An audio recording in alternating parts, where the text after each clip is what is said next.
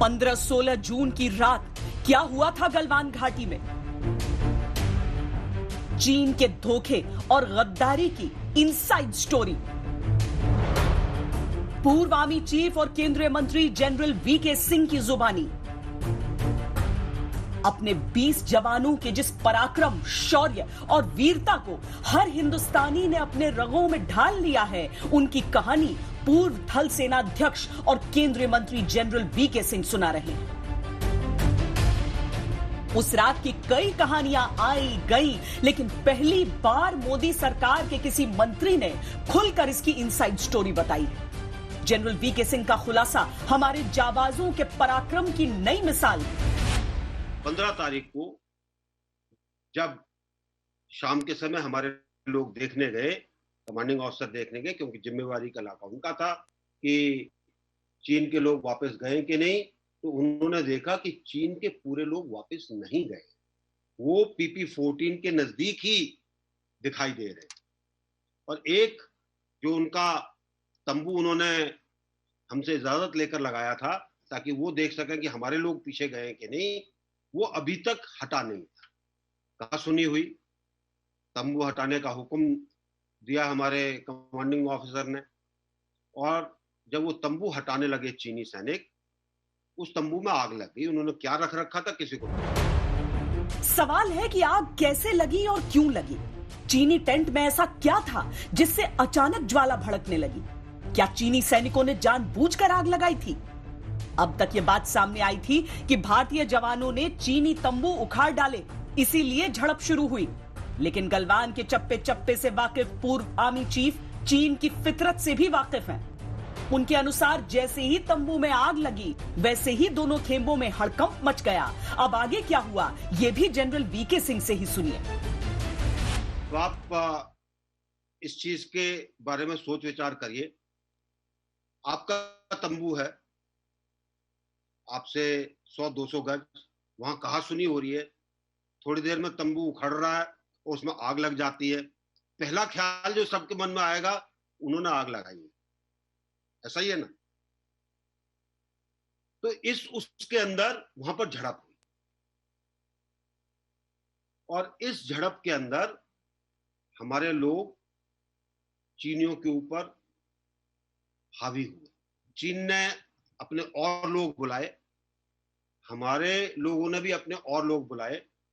चीन के लोग, क्योंकि उनकी तरफ रास्ता थोड़ा ठीक था, थोड़ा जल्दी आ गए।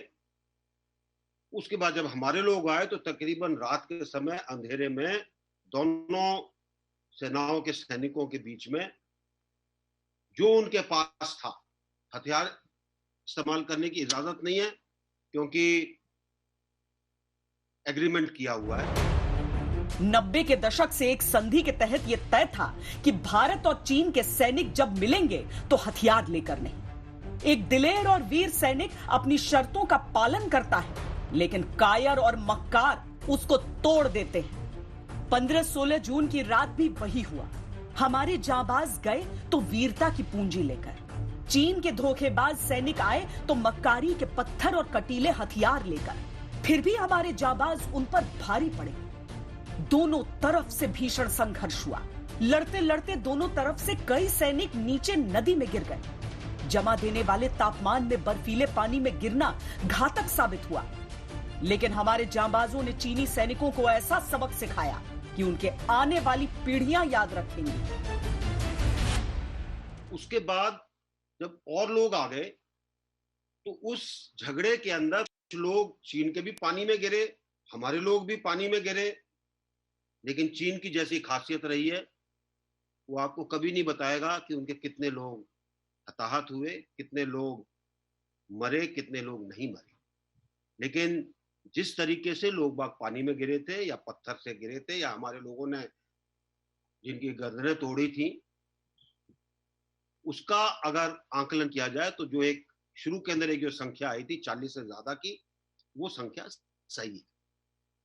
उससे ज्यादा हुए होंगे उसकी हम बात नहीं करें। जनरल वीके सिंह के अनुसार लेफ्टिनेंट जनरल स्तर की बातचीत में साफ तय हुआ था कि चीन की सेना पीछे हटेगी, लेकिन चीन की कथनी और करनी में एवरेस्ट की ऊंचाई और समुद्र की गहराई का फर्क है। चीन ने जो वादा किया उससे मुकर गया। लेफ्टिनेंट जनरल लेवल पर बातचीत हुई, उसमें हल ये निकला कि जो 15 तारीख से पहले जहां पर था, आने से पहले वो अपनी अपनी जगह जाएं, और एक ये निर्धारित कर दिया गया कि PP-14 पर कितने लोग होंगे, उसके पीछे 2 किलोमीटर दूर कितने लोग होंगे और 5 किलोमीटर दूर कितने। ये सही है कि 45 साल बाद हमारे वीर जांबाज LAC पर वीर गति को प्राप्त हुए, लेकिन यह भी सही है कि चीन को जो घाव मिला है उसे 7 पुश्तों तक याद रखेगा। अपने मरे हुए सैनिकों की जानकारी छुपाएगा, लेकिन उस दर्द को नहीं छुपा सकता जो हमारे रणबांकुरों से उनको मिली।